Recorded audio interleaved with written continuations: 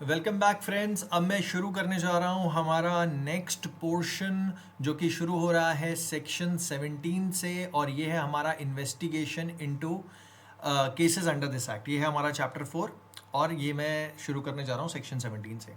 शुरू करने से पहले एक शॉर्ट नोटिस पे आपको बताना चाहूँगा कि गाइस आप लोग आराम से बैठकर इस वीडियो सीरीज़ का मज़ा ले सकते हैं। ठीक है, मैं पूरा का पूरा prevention of corruption act complete करूँगा। ठीक है, हम लोग अब पेज नंबर 9 पे पहुँच गए हैं, कुछ पेजेस और बचे हैं और उसके बाद हमारा प्रिवेंशन ऑफ करप्शन एक्ट पूरा कंप्लीट हो जाता है। ये जो पूरी की पूरी सीरीज़ बन रही है, ये बन रही है पॉइंट ऑफ व्यू से होने वाले यूपीएससी एग्ज़ाम जो कि आपका 11 तारीख को है मोस्ट प्रॉबेबली, जो कि पब्लिक प्रोसिक्यूटर, एपीओ, सीबीआई जो भी रिलेटेड हो। ठीक है, जहाँ पे प्रिवेंशन ऑफ करप्शन एक्ट आ रहा हो, वहाँ के सारे स्टूडेंट्स जो भी बच्चे उस पर्टिकुलर पेपर के लिए प्रिपेयर कर रहे हैं वो इस वीडियो सीरीज़ को देखकर अपना प्रिवेंशन ऑफ करप्शन एक्ट ख़त्म कर सकते हैं। ठीक है, तो गाइज ये मैं सेक्शन 17 से शुरू करने जा रहा हूँ। ठीक है, शुरू करते हैं। तो क्या बोलता है, पर्सन ऑथराइज टू इन्वेस्टिगेट। कौन से लोग हैं जो ऑथराइज्ड हैं इन्वेस्टिगेट करने के लिए? तो पर्सन ऑथराइज्ड टू इन्वेस्टिगेट, उन लोगों के बारे में पढ़ेंगे जो ऑथराइज इन्वेस्टिगेट करने के लिए अंडर दिस सेक्शन। कहता है, notwithstanding anything contained in the code of criminal procedure 1973, no police officer below the rank. अब चाहे कुछ भी लिखा हो सीआरपीसी में, कोई फर्क नहीं पड़ता, कोई भी पुलिस वाला बिलो द रैंक, देखो यहाँ पे लिखा है no police officer below the rank, तो मतलब यहाँ पे लिखा हुआ है नॉन ऑब्स्टेंट क्लॉज वाला एस्पेक्ट कि notwithstanding anything contain, मतलब नॉन ऑब्स्टेंट क्लॉज हो गया एक तरीके से, और साफ सी बात बोल रहा है कि कोई भी पुलिस वाला इस रैंक के बिलो नहीं होना चाहिए अगर उसे इन्वेस्टिगेट करना है। तो कौन है ये, देख लेते हैं। A, in the case of Delhi special police establishment of an inspector of police, अगर केस है दिल्ली स्पेशल पुलिस स्टैब्लिशमेंट का, ठीक है, डीएसपी का केस है, मैटर है, मतलब सीबीआई एक्ट का मैटर है। ठीक है, जिसे सीबीआई एक्ट भी तो बोलते हैं उसको हम, Delhi special police establishment act. तो अगर डीएसपी का मैटर है तो वहां पर इंस्पेक्टर ऑफ पुलिस से नीचे नहीं होना चाहिए। ठीक है, तो सीबीआई का इंस्पेक्टर इन्वेस्टिगेट कर सकता है। उसके बाद in metropolitan area of Bombay, Calcutta, Madras, Ahmedabad and in other metropolitan areas notified as such under subsection 1 of section 8 of CrPC 1973 of an assistant commissioner of police. तो एसीपी साहब होने चाहिए अगर मेट्रोपॉलिटन एरिया की बात हो रही है, बॉम्बे, कैलकाटा, मद्रास या अहमदाबाद के लिए। देखिए एक बात मैं बता देता हूं, मेट्रोपॉलिटन एरिया जहां तक कंसर्न्ड हैं वो थोड़े से बड़े होते हैं, पॉपुलेशन ज़्यादा होती है, या कोई metropolitan area specifically Bombay, Calcutta, Madras या अहमदाबाद का, या मेट्रोपॉलिटन एरिया जो कि नोटिफाइड हो सब सेक्शन 1 में सेक्शन 8, तो सेक्शन 8 सीआरपीसी का मेट्रोपॉलिटन एरिया के बारे में ही बात कर रहा है ना। तो वहां पर अगर ऐसे मैटर्स हैं तो वहां पे असिस्टेंट कमिश्नर ऑफ पुलिस से नीचे का बंदा नहीं होना चाहिए। अगर सीबीआई है तो सीबीआई का इंस्पेक्टर से नीचे नहीं होना चाहिए, एसीपी मेट्रोपॉलिटन एरिया में। एल्सवेयर, सी बोल रहा है elsewhere, deputy superintendent of police और police officer of equivalent rank, तो डीएसपी रैंक का बाकी स्टेटों में डीएसपी रैंक होनी चाहिए। तो मतलब मेट्रोपॉलिटन एरिया में एसीपी हो जाएगा, अगर सीबीआई में है तो इंस्पेक्टर से नीचे नहीं होना चाहिए, और बाकी सब स्टेटों में डीएसपी रैंक का ऑफिसर होना चाहिए। Shall investigate any offence punishable under this act without the orders of the metropolitan magistrate or magistrate of first class। अब यहां पर गाइस थोड़ा सा आप ध्यान दें, ऊपर दिए हुए ऑफिसर्स, चाहे वो इंस्पेक्टर ऑफ पुलिस हो, ठीक है, चाहे वो आपका, यहां पे मैं मार्क कर देता हूं, ठीक है, ज्यादा क्लैरिटी के लिए, चाहे वो आपका इंस्पेक्टर ऑफ पुलिस हो, चाहे वो आपका असिस्टेंट कमिश्नर ऑफ पुलिस हो, या डीएसपी या इक्विवेलेंट रैंक का ऑफिसर हो, ठीक है, अगर पुलिस ऑफिसर इन 3 लेवल के हैं तो वो बिना किसी की इजाजत के, बिना किसी की सहमति के, बिना किसी से पूछे भैया इन्वेस्टिगेशन तो चला ही सकते हैं। बट अगर इनसे बिलो रैंक का ऑफिसर है, मतलब मान लेते हैं अगर सब इंस्पेक्टर है सीबीआई का, ठीक है, या आपका एसीपी से नीचे आपका इंस्पेक्टर है किसी मेट्रोपॉलिटन एरिया का, या डीएसपी से नीचे कोई रैंक का ऑफिसर हो, ठीक है, वही यूजुअली एसएचओ वगैरह हो, तो उस केस में ऑर्डर्स लेने पड़ेंगे मेट्रोपॉलिटन मैजिस्ट्रेट के या मैजिस्ट्रेट ऑफ फर्स्ट क्लास के। अगर मेट्रोपॉलिटन एरिया तो मेट्रोपॉलिटन मैजिस्ट्रेट के ऑर्डर्स लो, और अगर नॉर्मल स्टेट है तो फर्स्ट क्लास मैजिस्ट्रेट के ऑर्डर लो, तभी सबऑर्डिनेट रैंक के, मतलब इन तीनों को छोड़ के इनसे नीचे की रैंक के ऑफिसर्स इन्वेस्टिगेट करेंगे। यहां पर एक चीज को समझना, ये सेक्शन 17 क्योंकि पावर दे रहा है इन्वेस्टिगेट करने की प्रिवेंशन ऑफ करप्शन एक्ट में, तो इसका क्लैरिटी के साथ एक मीनिंग है कि हर कांस्टेबल के पास ताकत नहीं है कि वो जाकर किसी भी पब्लिक ऑफिसर को उठा के उसके ऊपर कार्रवाई शुरू कर दे, ये नहीं कर सकता। यहाँ पे आपको रैंक भी चाहिए और यहाँ पे आपको एक तरीके का प्रोसीजरल जो है क्या कहते हैं एक क्लैरिटी भी चाहिए। तो अगर रूल्स को तोड़ा जाएगा तो साफ सी बात है क्या कहते हैं आपका जो जस्टिस है और जो जस्टिस डिलीवरी सिस्टम है वो भी टूट जाएगा। इसलिए ऑफिसर्स ऑफ सुपीरियर रैंक उनकी अनड्यू हरासमेंट ना हो, इसलिए एक पर्टिकुलर रैंक का ऑफिसर ही रखा हुआ है जो इन मैटर्स को इन्वेस्टिगेट करे। अगर उससे बिलो रैंक का ऑफिसर इन्वेस्टिगेट करता है तो मेट्रोपॉलिटन एरिया में मेट्रोपॉलिटन मैजिस्ट्रेट की परमिशन लेनी पड़ेगी और मैजिस्ट्रेट ऑफ फर्स्ट क्लास की लेनी पड़ेगी नॉर्मल स्टेट्स में। अब एक छोटा सा क्वेश्चन मेरा आपकी तरफ, ठीक है, वो ये है कि क्योंकि अब अर्स्टवाइल सीआरपीसी तो एंड हो चुका है, कोई मतलब नहीं है ना, और आपका बीएनएसएस आ गया है, अब एप्लीकेबल हो गया है, उसमें मेट्रोपॉलिटन मैजिस्ट्रेट का कॉन्सेप्ट ही खत्म हो गया। तो आपके हिसाब से अब कौन होगा जो जिसकी परमिशन लेनी पड़ेगी इन्वेस्टिगेट करने के लिए? तो इसका आप आंसर ढूंढें, लेकिन वही बात है कि आंसर ढूंढने में बहुत ज़्यादा टाइम ना लगाएं, इसलिए मैं यहीं पे ही आपको बता देता हूं क्लैरिटी के साथ कि भाई मैजिस्ट्रेट ऑफ फर्स्ट क्लास ही होगा उस टाइम पे, क्योंकि मेट्रोपॉलिटन और नॉन मेट्रोपॉलिटन एरिया का डिस्टिंक्शन खत्म कर देता है बीएनएसएस। तो एक क्वेश्चन जो दिमाग में अराइज हो सकता है, कंफ्यूज कर सकता है किसी भी एरिया के लिए, अब जो रहेगा वो मैजिस्ट्रेट ऑफ फर्स्ट क्लास ही रहेगा, ठीक है, और उसकी परमिशन के बिना आप नहीं अरेस्ट कर सकते बिना वारंट के, और साथ ही साथ अगर आपको इन्वेस्टिगेट भी करना है तो भी आपको इधर से परमिशन तो लेनी ही पड़ेगी, ठीक है, याद रखिएगा। आगे बढ़ते हैं। Provided that if the police officer not below the rank of inspector of police is authorized by the state government in this behalf by general or special orders, he may also investigate any such offence without the orders of the metropolitan magistrate and magistrate of first class as the case may be, or make an arrest therefore without a warrant। पर provided अगर किसी police वाले को, ठीक है, not below the rank of inspector authorise किया जा रहा है स्टेट गवर्नमेंट के द्वारा इस बिहाफ पे जनरल या स्पेशल ऑर्डर्स देकर, not below the rank of inspector, मतलब इंस्पेक्टर की रैंक के आदमी को किसी स्टेट गवर्नमेंट अलाउ कर रही है। देखो इंस्पेक्टर की रैंक सिर्फ और सिर्फ सीबीआई में अलाउड थी, ठीक है, Delhi special police establishment act में ही सीबीआई में ही इंस्पेक्टर की रैंक अलाउड थी, बाकी जगह इंस्पेक्टर से ऊपर का ऑफिसर चाहिए, यहाँ पे डीएसपी चाहिए या एसीपी चाहिए। पर अगर स्टेट गवर्नमेंट को लगता है कि नहीं भैया इंस्पेक्टर साहब कर लेंगे, he will be enough, he will be good enough to go ahead with it, तो उस केस में क्या होगा, अलाउ कर सकते हैं, उस केस में अलाउ कर सकते हैं, ठीक है, स्पेशल ऑर्डर से, और फिर वो भी बिना किसी की परमिशन लिए अरेस्ट भी कर सकता है और इन्वेस्टिगेशन भी चला सकता है। तो he may also investigate and he may also make arrest without warrant. कहता है provided further that offence referred to in clause b of section subsection 1 of section 13 shall not be investigated without the orders of the police officer not below the rank of SP. पर यहां पर याद रखेंगे जो भी section 13 sub section 1 clause B हमने देखा था, जहां पर इलीगल जो आपका क्या कहते हैं जो इलिसिट एनरिचमेंट के मैटर्स थे, जहां पे भाई सामने वाला जस्टिफाई नहीं कर पा रहा था कि पैसा कहां से आया उसके पास, है ना, उस केस में एसपी की परमिशन लगेगी ही लगेगी, ठीक है। तो shall not investigate without the orders of the police officer not below the rank of superintendent of police. तो एसपी की परमिशन या एसपी से ऊपर के ऑफिसर्स अगर परमिशन देंगे तो ही इन्वेस्टिगेशन चलाई जा सकती है, चाहे आपका क्या कहते हैं स्टेट गवर्नमेंट ने अलाउ कर रखा हो इंस्पेक्टर को, लेकिन इंस्पेक्टर को लेना पड़ेगी एसपी की परमिशन, ठीक है, याद रखिए। आगे बढ़ जाते हैं, सेक्शन 17A पे आते हैं। सेक्शन 17A थोड़ा सा टिपिकल है और थोड़ा सा स्मार्ट है, ठीक है, इस चीज को याद रखेंगे। क्या बोलता है सेक्शन 17A, इंक्वायरी और investigation of offences relatable to recommendations made और decision taken by public servant in discharge of official functions और ड्यूटीज। अब देखो भैया यहां पे जो ये इंक्वायरी वाला इंक्वायरी है ना, ये तो भैया मैजिस्ट्रेट करता है, इन्वेस्टिगेशन वाला काम और ये वाला इंक्वायरी का काम कर सकती है पुलिस, ठीक है, और ये उन्हीं मैटर पे कर सकती है जो रिलेटेबल हो या रिकमेंडेशंस के हिसाब से दिए गए हों किसी पब्लिक सर्वेंट के संदर्भ में, जहां पे वो डिस्चार्ज कर रहा है अपनी ऑफिशियल ड्यूटीज या फंक्शंस। याद रखिए कोई भी पब्लिक सर्वेंट, कोई भी पब्लिक ऑफिसर, कोई भी पब्लिक सर्वेंट जब कोई काम को करता है तो जरूरी नहीं है कि अगर वो कोई गलत डिसीजन दे दे तो इसका मतलब उसने पैसे खाए हैं, जरूरी नहीं है, ठीक है।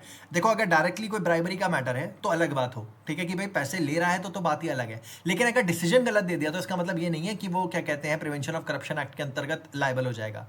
पहले जो था बहुत ज़्यादा इश्यूज हो जाते थे, कोई गलत डिसीजन दे देता था तो लोग कहते हैं पक्का करप्शन किया है तभी इसने गलत डिसीजन दिया है, या पक्का करप्शन किया होगा, कोई इसका इनहेरेंट वो होगा, ठीक है, इंटरेस्ट होगा तभी ये कर रहा है। यहां पर आप ऐसे ही फालतू में इंक्वायरी या इन्वेस्टिगेशन, इंक्वायरी और इन्वेस्टिगेशन नहीं कर सकते, ठीक है, बिना किसी फालतू के बात की, just merely on the basis of the fact that a particular person gave a wrong decision. There has to be a credible evidence as to corruption was there. ठीक है, इस चीज को याद रखेंगे. अब इसी बात को समझा रहा है ये सेक्शन. क्या बोल रहा है? No police officer shall conduct an inquiry और इन्वेस्टिगेशन. देखो भाई, इंक्वायरी और इन्वेस्टिगेशन, टेक्निकली ये वाला इंक्वायरी जो हम पढ़ते हैं, ये हम पढ़ते हैं मैजिस्ट्रेट के कॉन्टेक्स्ट में, लेकिन यहां पर वर्ड लिख रखा है कि इंक्वायरी या इंक्वायरी. ठीक है, अब ये और करके यूज है, तो याद रखिए कि ये सिनोनिमसली यहां पर यूज किए जा रहे हैं एक तरीके से. ठीक है, तो क्या बोलता है? No police officer shall conduct any inquiry और investigation into any offence alleged to have been committed by the public servant under this act where the alleged offence is relatable to any recommendation made. Relatable किससे है? किसी recommendation से, कोई recommendation इसने दी हो, या decision taken bye such public servant in discharge of his official functions और duty. या तो कोई डिसीजन लिया हो या कोई रिकमेंडेशन दी हो अपने पब्लिक ऑफिस को डिस्चार्ज करते हुए, विदाउट प्रीवियस अप्रूवल. पर आप इन्वेस्टिगेशन कर सकते हैं, लेकिन अगर आपने प्रीवियस अप्रूवल ले रखा हो तो you have to take a previous approval. तो कह रहा ना, without previous approval no person can be, no police officer can inquire or investigate. याद रखेंगे. ठीक है, आगे क्या बोलता है? ए, in the case of a person who is or was employed at the time when the offense was alleged to have been committed in connection with the affairs of union and of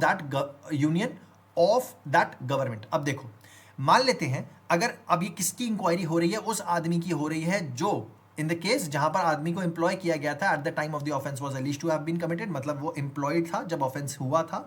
ठीक है, और वो किस connection में था? जो offence था वो अफेयर्स से रिलेटेड था, of union of that government. ठीक है, दूसरी चीज, in the case of a person who is or was employed at the time when the offense was alleged to have been committed in connection with the affairs of state of that government. अब देखो, state government से related हो या union government से related हो, दोनों ही case में जहां पर वो एम्प्लॉय हो सकता है ना, एम्प्लॉयड हो सकता है उस पॉइंट ऑफ टाइम में, तो उन मैटर्स को देखा जा सकता है. फिर in case of any other person of the authority competent to remove him. अब यहां पर कौन है? Person competent to remove him from his office at the time when the offence was alleged to have been committed. तब जब वो क्या कहते हैं, कोई कॉम्पिटेंट अथॉरिटी के अंतर्गत काम कर रहा हो, जब उसने कोई ऑफेंस किया है, अलीज्ड टू हैव बीन कमिटेड. अब यहां पर इस चीज को समझिए कि जो अप्रूवल लिया जा रहा है, वो अप्रूवल लिया किससे जा रहा है? ठीक है, यहां पर क्लैरिटी के साथ तीन एस्पेक्ट्स में बोल रहा है कि जिसके खिलाफ ये हो रहा है वो आदमी था, वो एम्प्लॉयड था at that time union government के अंतर्गत, तो यूनियन गवर्नमेंट का अप्रूवल लिया जा रहा है. यहां पर क्या बोलता है? Where the alleged offence is related to any recommendation made, decision taken by public servant in discharge of his official function और duty without the previous approval of whom, तो यूनियन गवर्नमेंट, स्टेट गवर्नमेंट या authority competent to remove him from his office at the time when the offence was alleged to have been committed. तो इन तीन aspect का याद रखिए, इन तीन का, ठीक है, इन तीन का, सिर्फ इन तीन का अप्रूवल लगेगा किसी को रिमूव करने के लिए. ठीक है, मतलब किसी के ऊपर इन्वेस्टिगेट करने के लिए. तो authority competent to remove him, state government या यूनियन गवर्नमेंट. और यहां पे देखिए, was employed at the time. ठीक है, अगर ये एम्प्लॉय था यूनियन गवर्नमेंट का तो यूनियन गवर्नमेंट का अप्रूवल लगेगा, स्टेट गवर्नमेंट का एम्प्लॉय था तो स्टेट गवर्नमेंट का अप्रूवल लगेगा. कॉम्पिटेंट अथॉरिटी जो इसको रिमूव कर सकती है, अगर अदर केसेस में, किसी भी बाकी केसेस में जो भी कॉम्पिटेंट अथॉरिटी से रिमूव कर सकती है, उसका क्या कहते हैं, अप्रूवल लगेगा इसको इन्वेस्टिगेट, मतलब इंक्वायर या इन्वेस्टिगेट करने के लिए. और कोई भी पुलिस वाला बिना इनके अप्रूवल के सामने वाले को इन्वेस्टिगेट नहीं कर सकता. ठीक है, अब याद रखिए, फिर मैं कह रहा हूं क्यों नहीं इन्वेस्टिगेट कर पा रहा? क्योंकि इसने कोई काम किया है, डिस्चार्ज कर रहा था पब्लिक सर्विस, रिलेटेबल रिकमेंडेशन इसने दी थी या कोई डिसीजन लिया था, सिर्फ उस पर्पस के लिए इसको आप हरास नहीं कर सकते. अगर आपको इन्वेस्टिगेट करना है तो आपको यूनियन गवर्नमेंट, स्टेट गवर्नमेंट या authority competent to remove him, आपको उनकी परमिशन लेनी पड़ेगी, रिस्पेक्टिवली जो भी कंसर्न हो. आगे कहता है, provided that no such approval shall be necessary for case involving arrest of a person on spot, the charge of the accepting to attempting to accept any undue advantage for himself or any other person. अब देखो यहां पर क्या है, या तो accept कर रहा हो या अटेम्प्टिंग टू एक्सेप्ट हो. ठीक है, मतलब मान लो अगर किसी ने कोई ट्रैप लगा दिया है, ठीक है, जो आपका ट्रैप होते हैं ना, जहां पर आप जाके रंगे हाथों पकड़ते हैं आदमी को कि भाई कोई बंदा रंगे हाथों पैसे ले रहा है, तो उस केसेस में तो अप्रूवल की जरूरत नहीं पड़ेगी अगर रंगे हाथ पकड़ा गया आदमी. तो कहता है, provided that no such approval shall be necessary, ऐसा अप्रूवल नेसेसरी नहीं होगा for case involving arrest of a person on spot. Arrest कहां हो रहा है? ऑन स्पॉट हो रहा है, on the charge of accepting or attempting to accept मतलब फेल कर गया, अटेम्प्ट कर रहा था एक्सेप्ट करने के लिए, any undue advantage for himself और एनी अदर पर्सन, अपने लिए भी कर सकता है किसी और के लिए भी, अगर ये अनड्यू एडवांटेज लेने की कोशिश कर रहा है और इसको रंगे हाथों पकड़ा गया तो कोई अप्रूवल की जरूरत नहीं है. Provided further that concerned authority shall convey its decision under this section within a period of 3 months, which may, for the reason to be recorded in writing by such authority, be extended for a period of 1 month. अब देखो भैया, approval की जहां तक बात आए, जहां पे हमें अप्रूवल चाहिए कंसर्न्ड अथॉरिटी का, जो ऊपर वाली कंसर्न्ड अथॉरिटीज थी, इनका अप्रूवल चाहिए था ना हमें, 3 कंसर्न्ड अथॉरिटी थी ऊपर और उनका हमें अप्रूवल चाहिए था. तो उस कंसर्न्ड अथॉरिटी के कॉन्टेक्स्ट में हमें क्या पता चलता है, उस कंसर्न्ड अथॉरिटी के कॉन्टेक्स्ट में हमें यह पता चलता है कि इस अथॉरिटी को 3 महीने के पीरियड में ही हमें डिसीजन अपना सुनाना होगा. मतलब ये कंसर्न अथॉरिटी बोले भैया या तो तुम एक्शन ले लो, अगर बोल रही है मत लो तो भैया रीजन दो, जस्टिफाइड रिकॉर्ड करो रीजन क्यों नहीं अलाउ कर रही. मतलब पहले क्या होता था, इस अमेंडमेंट से पहले 17A आने से पहले होता क्या था कि भैया आपने एज अ क्या कहते हैं ऑफिसर जो इन्वेस्टिगेट करना चाह रहे थे किसी बड़े ब्यूरोक्रेट को, वो क्या कहते हैं परमिशन मांग रहे हैं सेंट्रल गवर्नमेंट की या स्टेट गवर्नमेंट की, ठीक है, या कॉम्पिटेंट अथॉरिटी की, ठीक है. वो जो आपने चिट्ठी भेजी वो चिट्ठी पड़ी पड़ी अंदर ही रह गई, ठीक है, दब गई कागजों में, सालों साल निकल गए, किसी ने अप्रूवल दिया ही नहीं. अब यहां पर मैंडेटरी कर दिया एक्ट ने, 3 महीने के अंदर आपको अप्रूवल देना है, ठीक है, या तो हाँ बोलो या तो ना बोलो, 3 महीने का टाइम मिलेगा, या तो अप्रूवल दे दो या तो अप्रूवल रिजेक्ट कर दो, और अगर रिजेक्ट कर रहे हो तो रिकॉर्ड करो reason in writing by such authority.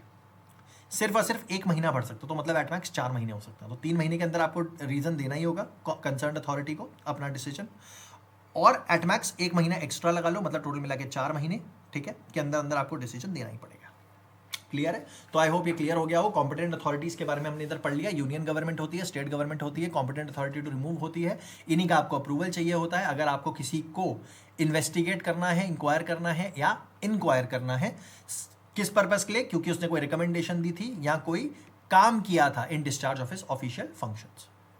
अब बात करते हैं सेक्शन 18 के बारे में. क्या बोलता है, power to inspect bankers book. अब देखो भैया, बैंक जो होता है ना बहुत तेज होता है, अपनी बुक्स को देखने नहीं देता है ना, ऑब्वियसली देखने नहीं देगा, लेकिन कहीं ना कहीं पावर है, ये एक्ट देता है प्रिवेंशन ऑफ करप्शन एक्ट के अंतर्गत कि भैया हमें बुक को अपनी देखने दो. तो क्या बोल रहा है, if from the information received or otherwise a police officer has reason to suspect the commissioning of an offence which he is empowered to investigate under the section 17 and consider that for the purpose of investigation or inquiry into such offence it is necessary to inspect any banker's book, then notwithstanding anything contained in any law for the time being in force, ठीक है, he may inspect the banker's book insofar as they relate to the accounts of the person suspected to have committed the offense or any other person suspected to be holding money on behalf of such person, and take or cause to be taken certain certified copies of the relevant entries therefrom, and the bank concerned shall be bound to assist the police officer in exercise of his power under this section. अब पहले इतने से portion को समझ लेते हैं. क्या बोल रहा है,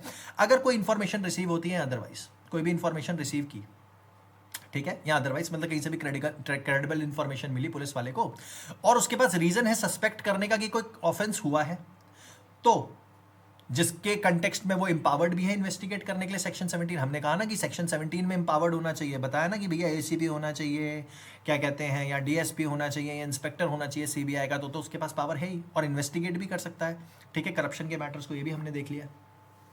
तो सेक्शन 17 में उसके अंदर पावर है और उसको कोई क्रेडिबल इंफॉर्मेशन मिलती है तो कंसिडर करते हुए, ठीक है, and considers that for the purpose of investigation, और कंसिडर करते हुए कि अपनी इन्वेस्टिगेशन को फुलफिल करने के लिए जरूरी है उसके लिए कि वो इंस्पेक्ट करे बैंकर की बुक को, मतलब अकाउंट्स को चेक करे उस आदमी के, तो चाहे कुछ भी लिखा हो किसी भी कानून में उससे कोई फर्क नहीं पड़ता, उसके पास अधिकार है कि वो बैंकर की बुक को इंस्पेक्ट कर सकता है.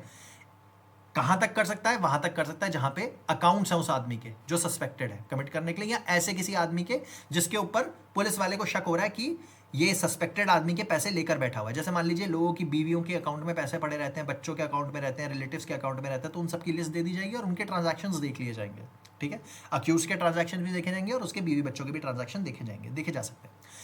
ड्यू कोर्स में क्या कर सकता है, he can take or cause to be taken certified copies of relevant entry. सही बात है, बैंक से सर्टिफाइड कॉपीज ले लेगा ताकि एविडेंस में लगा पाए, ठीक है, और ये पावर्स को एक्सरसाइज कर सकता है इस सेक्शन में पुलिस वाला, ठीक है, और बैंक बाउंड है असिस्ट करने के लिए ऐसे पुलिस ऑफिसर को, ठीक है.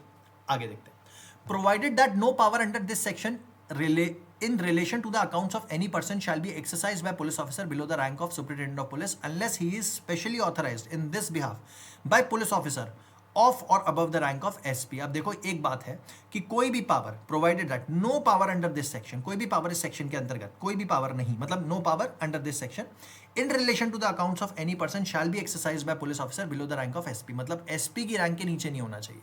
तो ये बैंकर की बुक तो आप निकलवा रहे हो, लेकिन आपकी रैंक जो होनी चाहिए ये एसपी की होनी चाहिए, या आपको स्पेशली ऑथराइज किया हो एसपी ने या उसकी अबव रैंक के ऑफिसर ने। तो specially authorise in this behalf by police officer of और above the rank of SP, superintendent of police. तो अगर कोई सर्टिफाइड कॉपी निकलवा रहा है तो याद रखें सेक्शन 17 के अंतर्गत पहली बात तो वो क्या कहते हैं एम्पावर्ड होना चाहिए। उसके बाद अगर वो एसपी की रैंक का है तो डायरेक्टली निकलवा सकता है, एक्सरसाइज कर सकता है इन पावर्स को, ठीक है, लेकिन एसपी की ऑथराइजेशन के बाद भी कर सकता है, ठीक है। क्लियर होगा, इस बात से आपको क्लियर हो गया होगा, ठीक है। एक्सप्लेनेशन देखते हैं, कहता है in this section the expression bank and bankers book shall have the meaning respectively assigned to them in bankers book evidence act 1891। तो बैंकर्स बुक्स एविडेंस एक्ट 1891 के हिसाब में जो आपकी डेफिनेशन दे रखी है एक्सप्रेशन बैंक और बैंकर्स बुक को उसी कंटेक्स्ट में समझा जाए जो रिस्पेक्टिवली असाइंड है इस पर्टिकुलर स्टैट्यूट में, बैंकर्स बुक्स एविडेंस एक्ट में, ठीक है। तो गाइज यहां पे हमने अपना सेक्शन 18 कंप्लीट कर लिया है। अब देखते हैं यहां पे कि सेक्शन 18 के बाद देखो सेक्शन 18A हमारा आता है जो कि बहुत छोटा सा है। सेक्शन 18A भी हम खत्म करते हैं जो कि हमारा चैप्टर 4A है, और उसके बाद हम अपने अगले पार्ट में अपना चैप्टर 5 शुरू करेंगे। तो सेक्शन 18A क्या बोलता है 18A क्या बोलता है देख लेते हैं। चैप्टर 4A बोल रहा है attachment and forfeiture of property. अब अटैच हो रही है और फोरफीट हो रही है प्रॉपर्टी, चैप्टर 4A उसके बारे में डील करता है। 18A Provisions of Criminal Law Amendment Ordinance 1944 to apply to attachment under this act। अब देखो जो आपका क्रिमिनल लॉ अमेंडमेंट ऑर्डिनेंस 1944 है वो अप्लाई होगा जब भी अटैच हो रही हो प्रॉपर्टी, ठीक है, इस एक्ट के अंतर्गत। तो क्या बोलता है, save as otherwise provided under prevention of money laundering act 2002, मतलब सेव एज अदरवाइज प्रोवाइडेड मतलब prevention of money laundering act 2002 में अगर कुछ लिखा है तो उसका सुपरसीडिंग इफेक्ट होगा, मतलब prevention of money laundering act अगर क्लैश करता है क्रिमिनल लॉ अमेंडमेंट ऑर्डिनेंस 1944 से तो prevention of money laundering act superior कहलाएगा। तो ये वाला एक्ट जो है जो इस एक्ट के अंतर्गत, ये वाला ऑर्डिनेंस जो है जो इस एक्ट के अंतर्गत पावर देता है अटैच करने की प्रॉपर्टी, ये छोटा पड़ जाएगा prevention of money laundering act 2002 के सामने, अगर कोई कॉन्फ्लिक्टिंग आपका क्या कहते हैं प्रोविजन निकल जाए।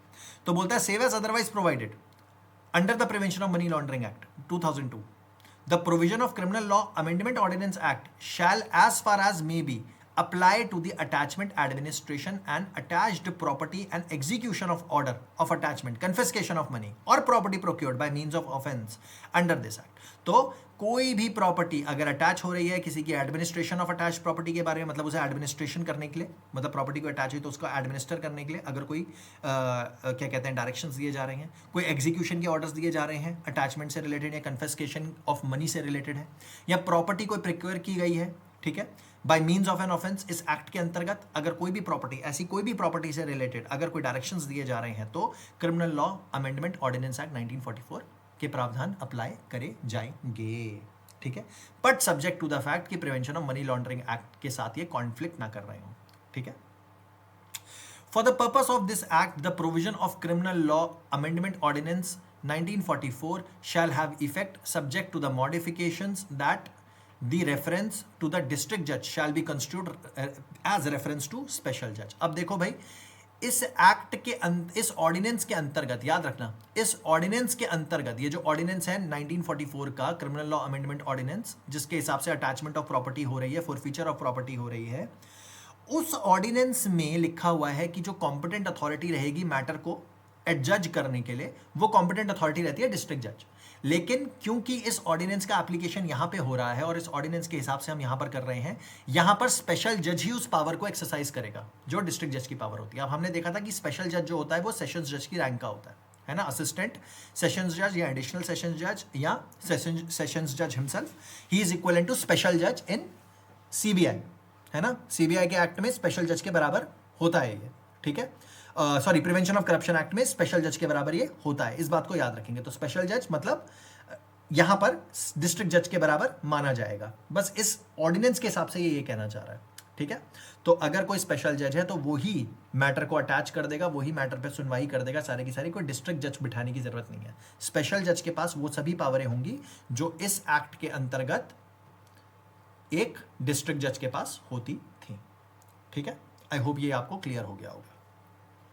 अब मैं छोटा सा इसका एक बैकग्राउंड बता देता हूं कि देखो, ये पावर स्पेशल जज को इसलिए दे दी गई है क्योंकि स्पेशल जज ही था जो इस एक्ट के अंतर्गत पूरे मैटर को सुन रहा था, ताकि क्लैरिटी रहे, स्ट्रीमलाइन रहे प्रोसीजर, कोई प्रॉब्लम ना आए, कोई ज़्यादा ऊंच नीच ना हो। उनको ऑलरेडी मैटर पता है, वो मैटर को सुन रहे हैं, तो उनके लिए ज़्यादा आसान रहेगा कि वो प्रॉपर्टी को अटैच करें या कोई एग्जीक्यूशन के ऑर्डर निकालें, कोई भी ऑर्डर्स एक्सेट्रा कन्फिस्केशन के जो भी हों निकाल पाए, ठीक है। तो उनके लिए ज़्यादा आसान रहता है, इसलिए स्पेशल जज को ही अथॉरिटी दे दी है, क्योंकि स्पेशल जज ही सुन रहा है प्रिवेंशन ऑफ करप्शन एक्ट में सारे मैटर को, ठीक है।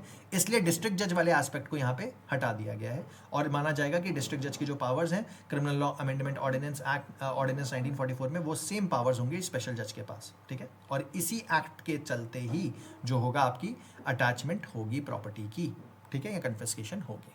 तो गाइज इसी के साथ हमने अपना ये वाला पोर्शन कंप्लीट कर लिया है। अपने नेक्स्ट पार्ट में हम चैप्टर 5 से शुरू करेंगे जो बात करता है sanction for prosecution and other miscellaneous provisions, ठीक है। इस बात को आप याद रखेंगे।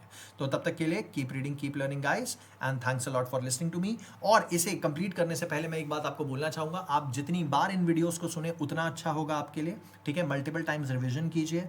पेपर में बहुत ज़्यादा टाइम तो रहा नहीं है, 11 तारीख को हमारा एग्जाम है, तो उससे पहले मैं कोशिश करूँगा कि मैं जो भी एक्ट्स आपके आने वाले हैं वो सभी एक्टों की एक क्या कहते हैं वीडियो में बना के रेडी रखूं, ताकि आप उसे देख पाएँ, पढ़ पाएँ, मल्टीपल टाइम्स सुन पाएँ, ठीक है। बस और बस आपको जितनी बार रिवीजन हो पाए उतनी बार कीजिए, बैक ईयर कीजिए सॉल्व जितनी बार आप कर सकते हैं, और इनको बैक टू बैक सुनते रहिए, ठीक है। क्या पता कोई ना कोई क्वेश्चन यहीं से आपके सामने आ जाए, ठीक है। तब तक के लिए keep reading guys, and all the best for your exams. Thank you.